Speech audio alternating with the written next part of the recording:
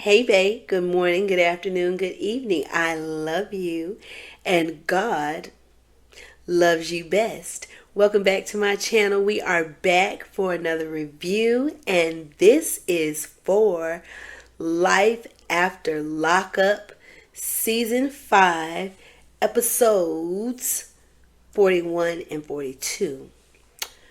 Um, if anybody that watches me also watches my chasing videos, I let y'all know I was really sick. Like, I was towed up, and it would not have behooved me or you that I came on this camera.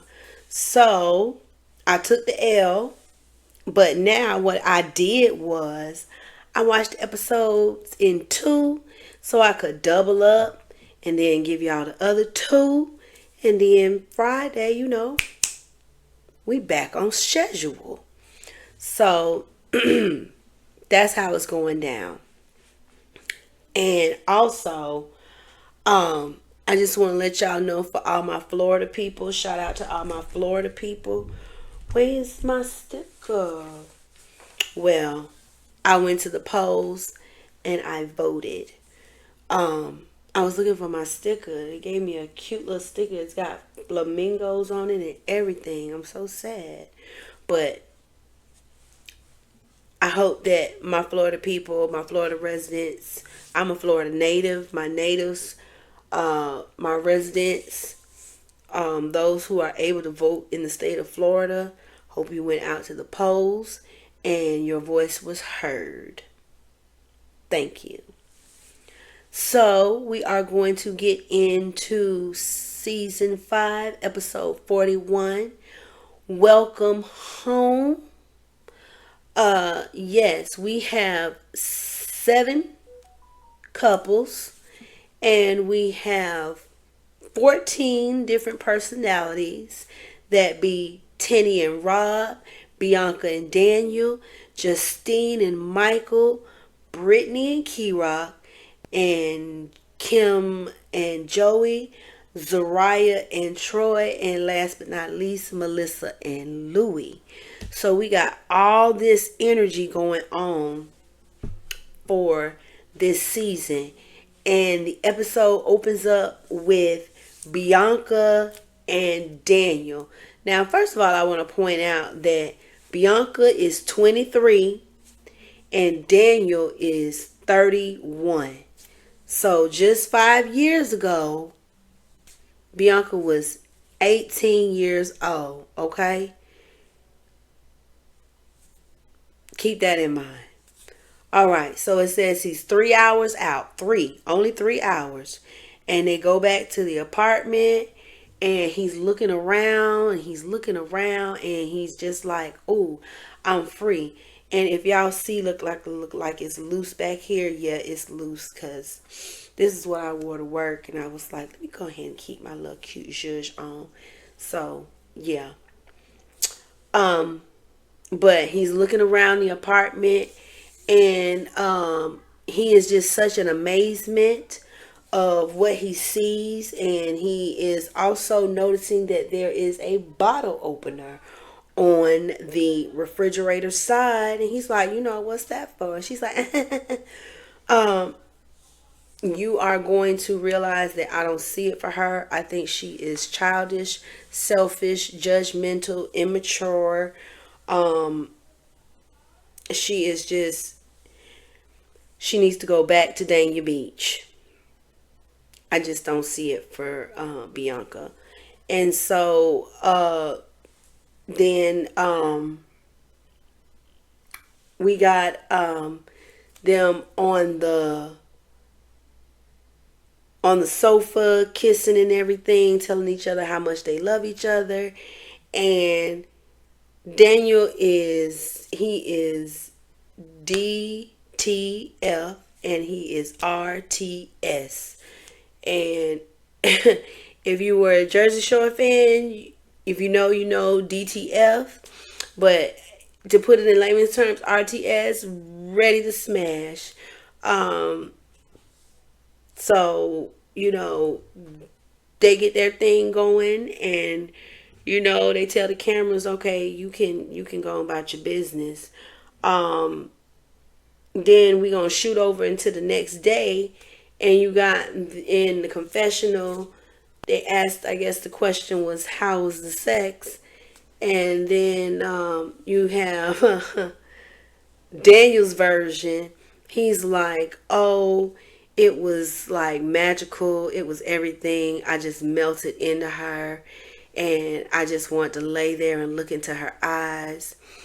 And Bianca was like, I mean, I guess it was okay. I'm gonna give him grace because he just got out, but he just wanted to like stick it in, and I mean, it was all right. So we have two different narratives of how it went. Um, then we have the actual now getting into cohabitating, and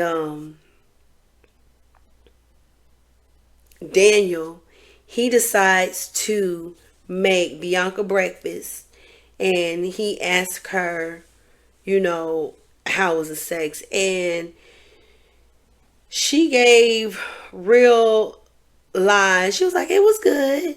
I mean, she didn't want to hurt his feelings, and I mean, who wants to bring somebody down? You, like she said, I'm gonna give him a pass.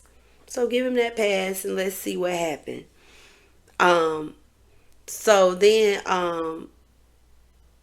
they are they are discussing, what it's gonna be like living together, and she shares how she spent 8,000 to relocate.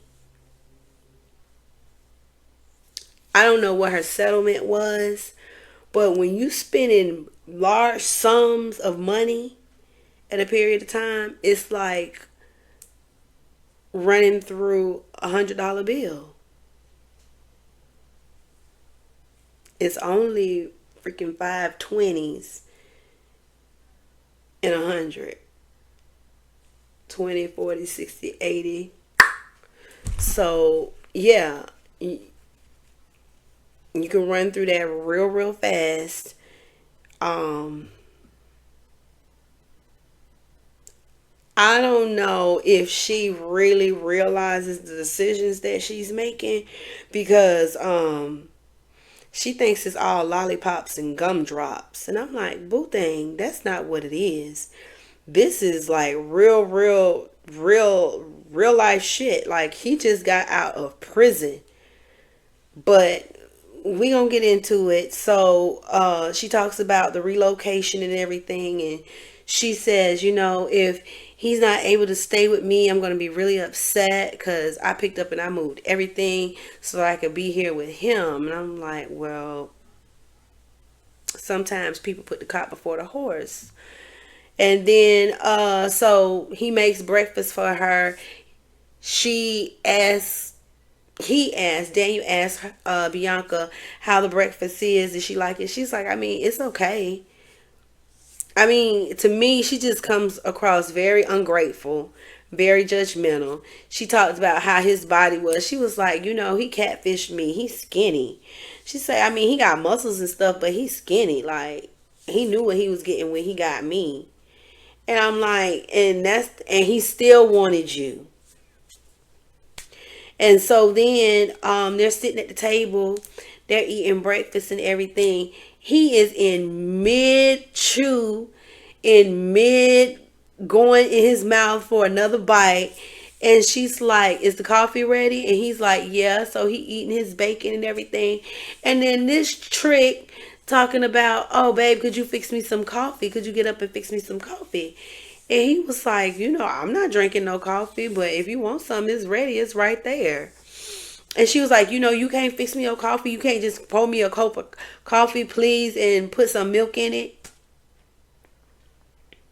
He was like, no. He was like, I made you breakfast. I'm eating. And if you want it, it's right there, boo thing. But she immediately went into, after everything that I've done for you, he was like, hold up, pause, wait a minute. Don't do that. Don't do that. And so she was like, what? So he said, why did you do the things for me that you did? And she said, because I love you. He said, so why would you try and you said things against me in a form of manipulation to manipulate me to get me to do what you want me to do for you? He was like, please don't throw up in my face what you did for me. She was like, I think you being dramatic. He said, no, I'm not. He was like, look at me. She was like, no, no. And he was like, no, look at me. He was like, I appreciate everything you've done for me. I know what you've done for me. But please don't try and use what you've done for me to try and manipulate me. That's not cool. That's not right. He was very calm. He was very respectful, very rational. He was very mature. And we have this 18-year-old brat over here talking about, I'm not hungry anymore. So she said that in her confessional, she thought that Daniel was being selfish and rude. And I said, baby, you're projecting. Ooh, you're projecting. But, I mean, do with it what you will. Then we have Zaria and Troy.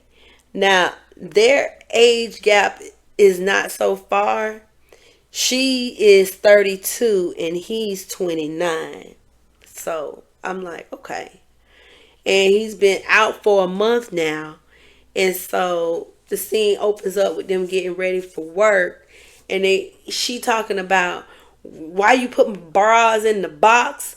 I had to get to my bras. God knows she have to get to them bras, because them cannonballs that she carrying are low.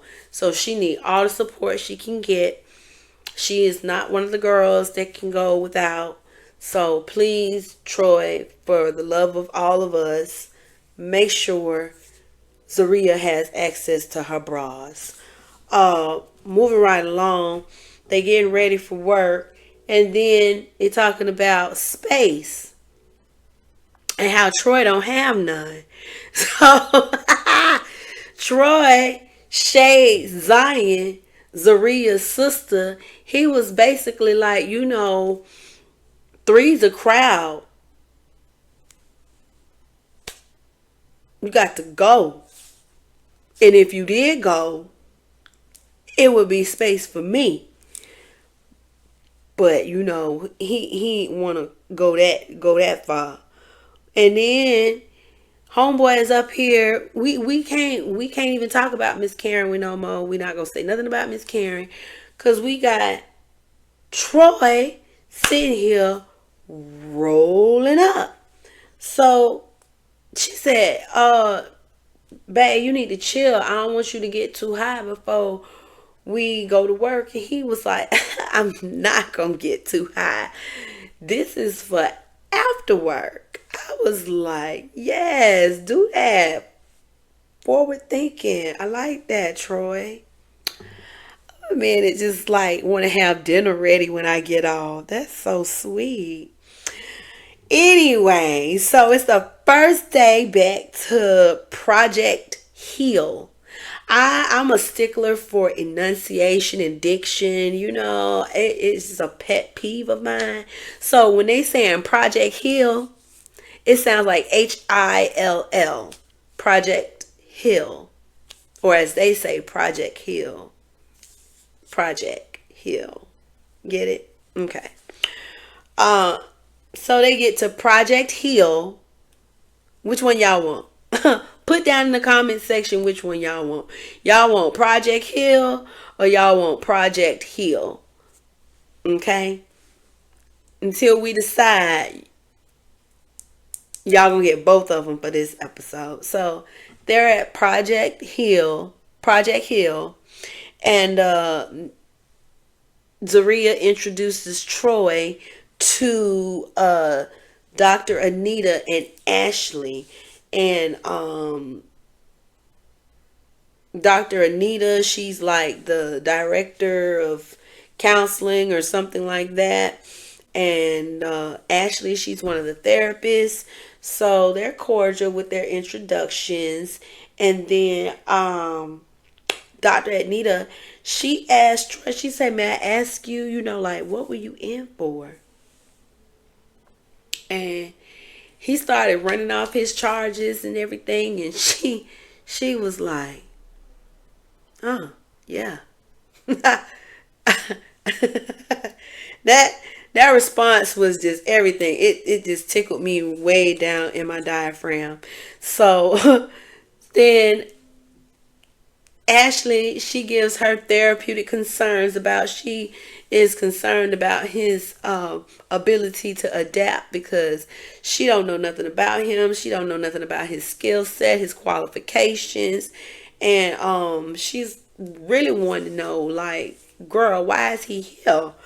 So yeah, that's what that was given. So then Zaria takes Troy into the office that will be his. She's like, "This is your corner office." He was like, "I had one of these when I was locked up. They some of the best offices. They some of the best." She said, "No, this is not that. This is not a cell. This is an office." And he was like, "Yes." And um so then they have their little quick little morning meeting, and they're going over roles and responsibilities. And so Zaria um, explains to Troy that his role will be director of community engagement. And she says his job is to engage the community. So, because it's a nonprofit, they have to acquire and maintain clients in order for grant funding to be approved or considered for grant funding. They have to, I mean, more than that. There's a whole lot more entailed, but they definitely have to have a body in order to, like, be considered at the very minimum. But she wants him to go out and solicit, prospects, candidates, bring them in, and so, create a network within the community to let them know of the availability of Project Hill and their services. So this fool said, he's excited. He went through his previous work history and the different roles that he's had in the past. And then he gonna talk about some running the streets and running an actual office is like the same thing. And I was like, how sway, friend? Explain it to me. And he did. He was like, because when you got your crew on the street, you need to have somebody who answer the phones. You gotta have people who do the paperwork. And I was like, I didn't know that the brothers on the corner have paperwork. When they started, did you have a fax machine too, Troy? I mean,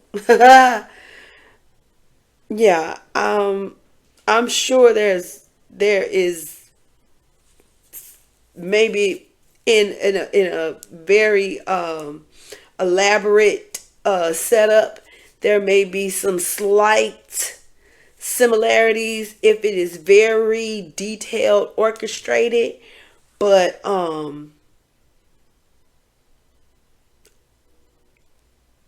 I just don't see you doing that. So then, next thing we know, is some whisper about some secrets. So we see them the next morning. They didn't came. We didn't shot to the next scene next morning, And they laying in bed and they having a good time. She got her mask on and they discussing wedding plans. And she was like, they got married during COVID. They had to stand 6 feet apart. They couldn't kiss and all of this stuff. So she was like, I never felt like I got my actual wedding that I deserved. And she was like, I've been married for a few years now and I ain't never been in a wedding dress. And I was like, girl, that is like a rites of passage, even if, especially if this is your first marriage, despite what it is and how it came about, it's your first, and you deserve that experience. I believe you do. I mean, I had it, so yes, I believe you deserve it. Then baby girl goes and shows Troy this text about some 2 months late rent. He was like, nigga, well, she said, this for the office, this for Project Hill. And so we can't operate out of the office right now as it stands, because this money, we got to get up this money. And also this might run into some stuff that's going on in our household. He like, what? When you was gonna tell me this? She was like, that's what I'm doing. He was like, oh, that's the wrong answer. So, I mean, he totally just shut down. And then he started talking about hustling and all this stuff, going back out to the streets. And she's like, whoa, whoa, whoa, whoa, whoa. How you gonna do that? What are you talking about? This fool still got on his ankle monitor. That's another thing I was wondering. I was like, do he have to? He got to have to report. Don't they watch him when he pee? What is going on here? Are they in a state that I don't? But he is a felon. He's still awarded as long as he got their equipment on, he is still awarded the state. I was trying to figure that out. But he is in all his black garb. He got on his black little tank top, his black basketball shorts, and this hot pink Jim and the holograms do-rag on his head. And I was agreeing with Zaria at that. Like, where is you going like this? Looking like a thugged out, confused Pink Panther. Like,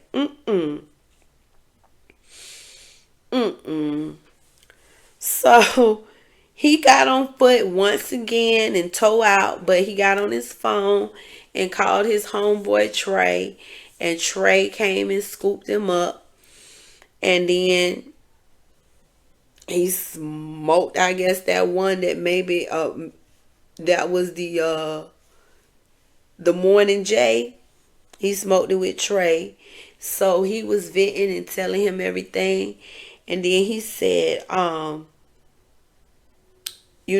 thing that stuck out to me is when he was sitting there with him and he was talking about doing a wrong thing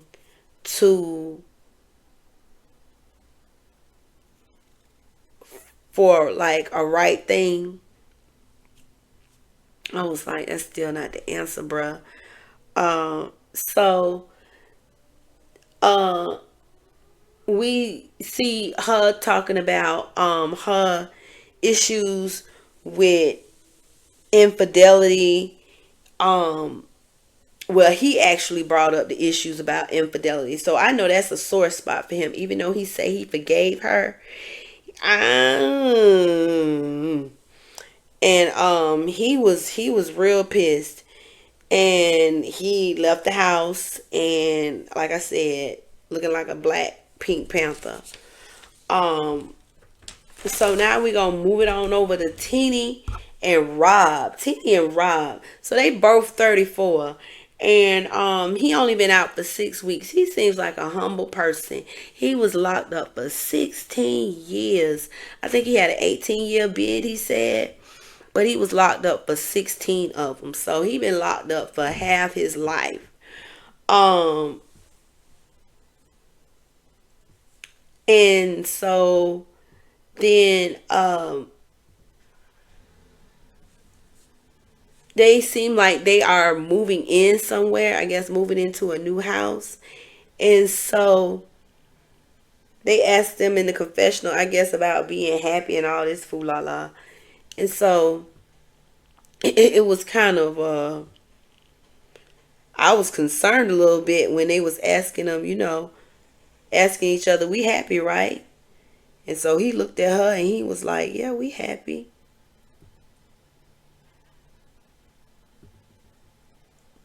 I mean, neither one of them sounded too convincing. I'm not going to edit none of this out because I got lashes just falling.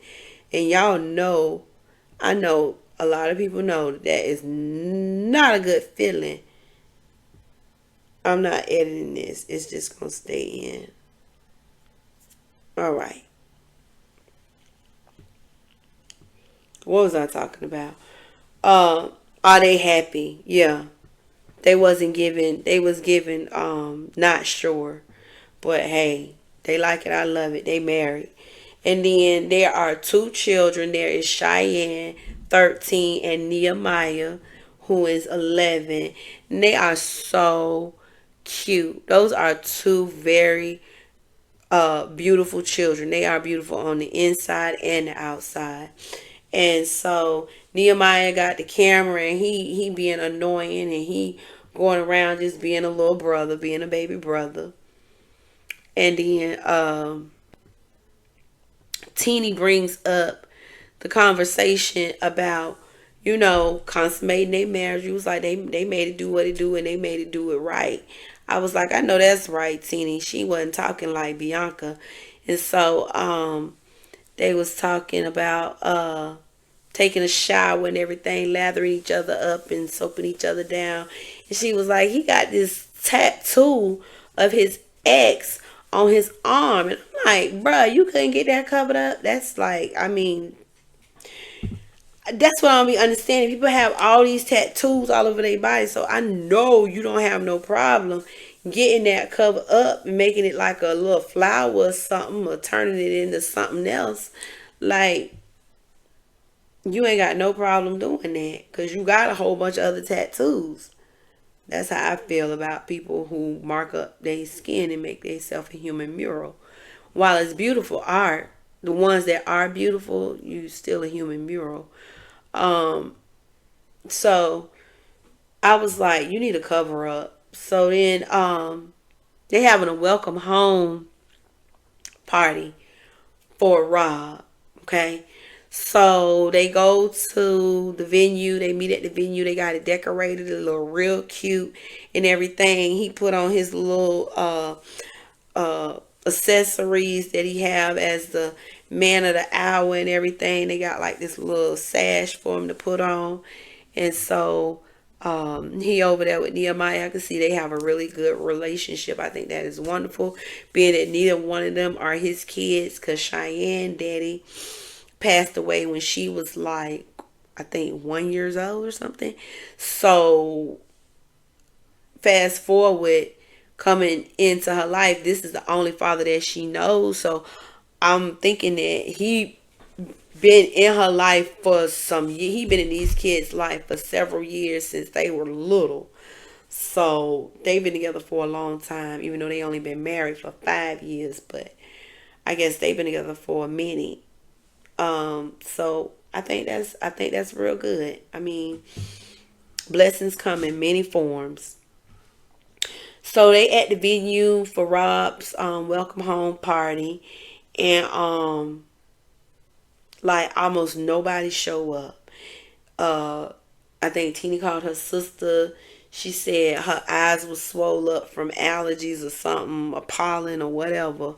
But she was going to take the little girl to the gymnastics. Baby, if I feel like I'm finna swell up, like my eyes finna swell up like a bumblebee's ass. Mm-mm. I'm staying my bald head tail in the house. We gonna make arrangements. We gonna make arrangements to get you to your gymnastics, but I'm not gonna risk it. If I'm not gonna risk going to nobody's party, I'm not gonna risk that either. If the allergy is that serious, or you just wasn't trying to go. And then Rob called his brother. He was like, "Yo, what's up?" He was like, "Nothing, chilling." So Rob was basically like, "All right, I'll hit you back." So like I said, almost nobody showed up. Then finally, who showed up? Um, Teeny Mama, Teeny Friend, and Miss Kate. I want to call Miss Kate Joyce Sand so bad, cause she reminded me of this lady named Joyce Sand that I knew from my past. Thank God I don't live there no more. And so yeah, when I see Kate, Miss Kate, I see Joyce Sand in her heyday. You just, oh, you just had to know this lady. And she was, and she had an attitude like Kate too. Um, so Teeny reflects on her relationship with Kate. She was like, she got a good relationship with mostly everybody else in Rob family. They get along fine. She was like, Kate, not so much. She was like, she is manipulative, and she just stank. She's just a stank ass. Yeah. So then, uh, like I said, Teeny Mom and the friend arrived, and then Kate get there, and she gave a pleasant greeting. She was real pleasant. I heard Teeny call her mom. She was like, "Mom, this is my mom." I did hear her say that when she introduced them, and the lady was like, she liked her hair, and I hope she was being sincere and she wasn't trying to shade. But I'm gonna take it as she was being sincere, because she ain't never met this lady. Because Teeny Mama would say that's the only reason why she came is because she was hoping that she could meet Rob's mom and dad. So she met his mama. And so they sitting down, and she was like, "How's the food?" And it was like, "The food good," or whatever. And so Rob is happy. He like, "Mama, I'm glad you showed up." She was like, "I'm gonna be here for you. I'm here for you." Cause she was like, "Cause at the end of the day, when Teeny not here, I'm gonna be here. Cause I feel some kind of way. I feel neglected. I feel pushed to the side. Since you've been home." And he was like, "How?" And so Teeny interjects, and she was like, "Hold up, hold up, hold up. What you mean when Teeny not here no more? Why wouldn't I be here?" She was like, "Can I have a moment with my son?" And so, yeah, that wasn't flying with Teeny. So Teeny decided, she said, "You know what? I'm finna go over here to the bar. I'm finna get something to drink." And Miss Kate said, "Okay, thank you. Have a nice day." And so Teeny proceeds to make a U-turn, go back, and get all in, with the hands behind the back, all in Miss K's face. Talk about, "What is your problem with me?" But she was like, right here, like, bam. Miss K jumped up. She was like, "Bitch, cause that's my son. I want my son back." And honey, Teeny mushed Miss Kate in the face. She mushed her in the face, and when Rob was trying to break him up, Miss Teeny was like, "Bop!" She got her nice little right there. And so next thing you know, uh, I mean, yeah, yeah.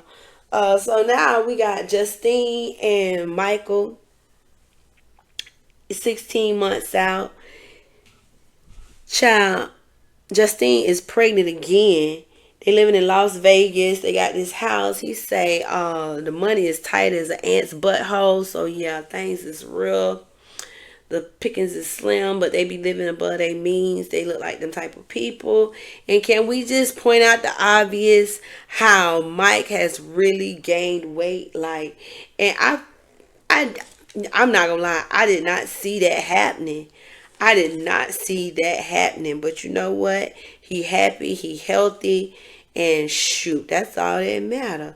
Also, another observation: can we express how Justine looked like one of the Maori sisters? Because they don't look like twins no more. So we just gonna say she one of the sisters. Can we don't she look like a Maori? Look at her. Leave it in the comment section. You let me know if Justine looked like a Maori. And also leave in the comment section and let me know, did you think that Mike would ever blow up and look like the blimp he is? I mean, he's still handsome in his own way. But I was like, oh. I mean, I'm not one to talk, but still, I'm doing it. um, so then these mofos talking about, so when they was at 8 churning, talking about 8 is great. Now they on 9. It's my 9 is fine. Well, if 9 is fine, then 10 is a sin. And y'all need to stop. Don't do it no more. And she can't do it no more. Because the doctor was telling her, have you gotten a living will? You got your living will together? Because we told you the last time at the last baby that you was going to have some complications and you needed to think about permanent birth control. That was the first way she said it, permanent birth control. She was trying to keep it cute. And they was telling her all the risks that come along. And so then they was talking about vasectomies, and he was like, oh no, you not finna snip on me. I mean, you laying up there, you already opened up. They can go ahead and do whatever they need to do. And then the doctor said, whatever you gonna do, you need to think about permanent sterilization. I said, oh, it sounds so like you talking about some animals. Permanent sterilization. I was like, shut your mouth and keep on talking. So all that talk right there. And she tells Mike, she was like, look, it's something to think about, but I need you to know you don't need to wait for me. You need to go be with the baby and live your life. I was like, oh, wow. So, I mean, that's a hard decision to make. But she was like, isn't that all part, isn't that what being a parent is all about? Sacrifice. I mean, and that's the ultimate sacrifice too. But it ain't have to be that way. It really didn't. You could have been got a tubal ligation, aka your tubes tied, because that man ain't gonna get no vasectomy. That's his pride. Anyway, moving right along, we got Brittany and Key-Rock. You got Brittany, she 23, Key-Rock, he 26. So they Key-Rock is 7 months out. Brittany is about a little over a year out, I think. And so they preparing to move from Virginia, I think from Richmond to Texas. I'm like, of all the places that you could have chosen to go, you chose Texas. Deep in the heart of Texas. I mean, come on. And then this is it's a family affair. It's a family affair because Key-Rock whole family, the squad, the brothers, the mama boyfriend, all of them is relocating to Texas on the strength of Key-Rock. Guess what? Key-Rock got a phone call saying that, guess what? This is what's going down. You have not been approved to relocate by the state of Texas. And they done rounded up all their stuff, then packed up everything. So as of right now, based on that phone call, now they are officially homeless.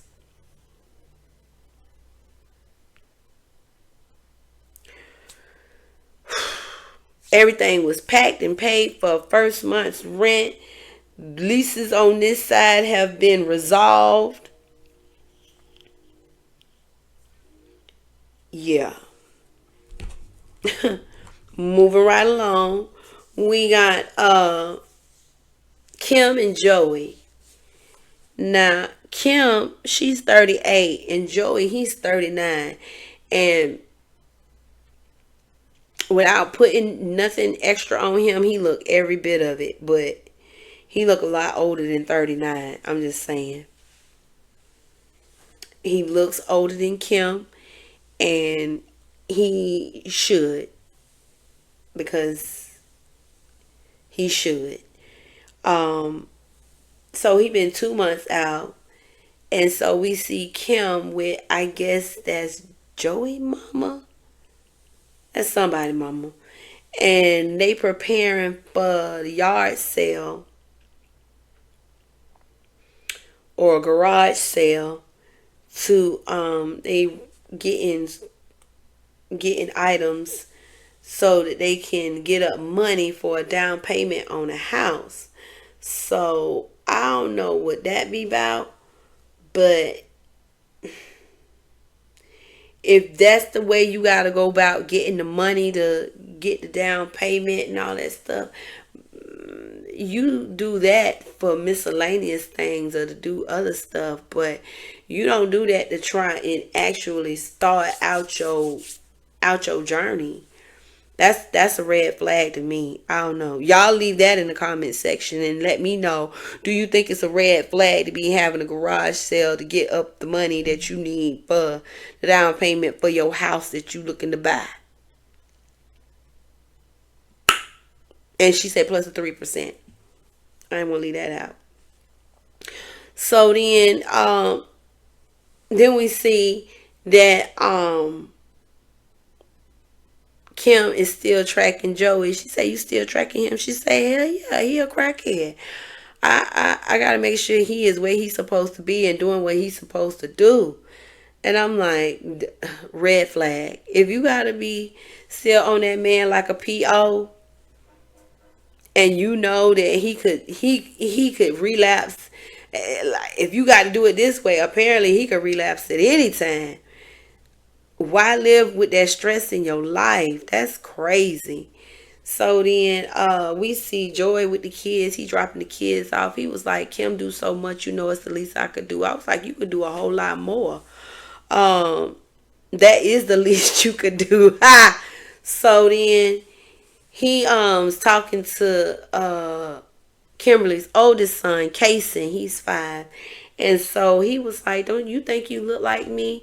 He was like, if I let my hair grow out a little longer, don't you think my hair look like yours? And Kason was like, yeah. And so he was asking about what he going to do in school. He was like, we probably going to do some letters and spelling. He was like, oh, so you know how to spell my name? He was like, Joaey. He was like, oh, you smart.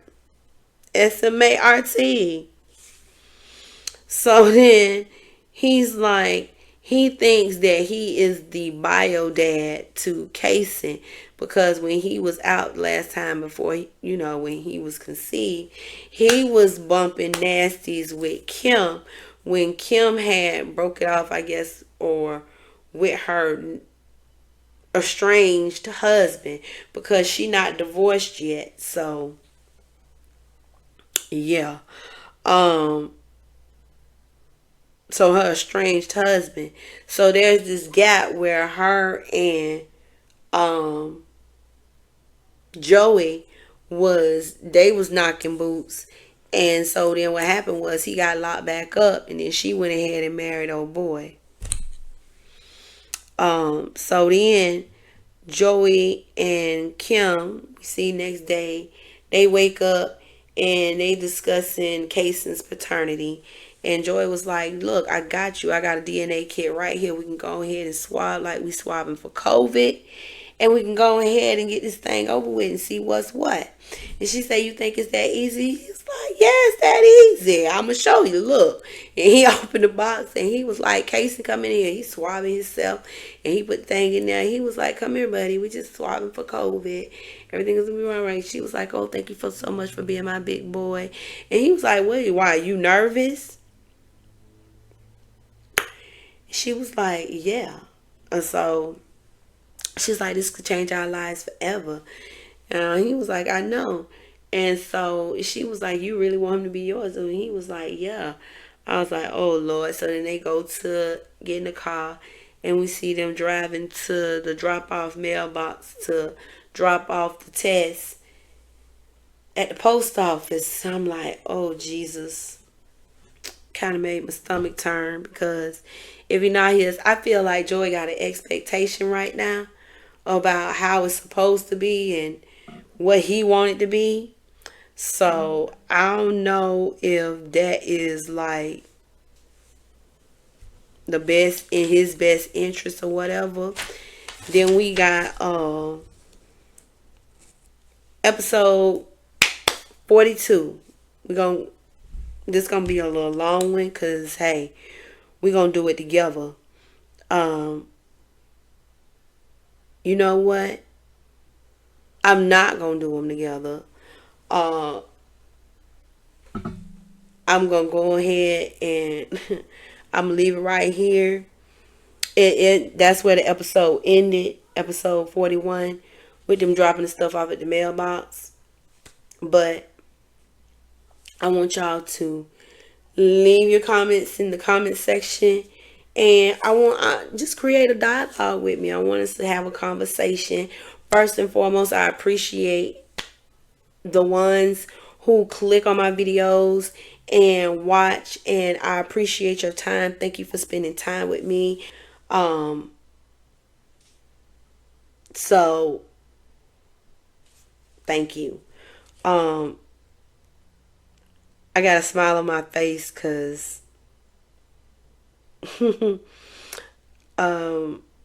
my sister is an avid watcher of my channel and my videos. She's an avid supporter, and I thank her so much. Tina, in my opinion, mwah, I love you, boo thing. Thank you so much for being my ride or die. And then my bae, my love, my other half. Thank you for listening while you working, because I know that you want to support me too, and I thank you for doing that. You are thebomb.com. So yeah, I appreciate it, and everybody that takes the time out to support me. But what I would like so much, if I am able to ask, yes, I'm capable because I can. Please subscribe. Subscribe to the channel. I'm going to keep asking because it's free. It's free for me to ask, and it's free for you to complete the task. Yes, subscribe, comment, like, share. Help me. I don't want this to feel like it's in vain. I don't want, is my living in vain? Of course not. So, yeah. With that being said, I thank you so much for watching. And until next time,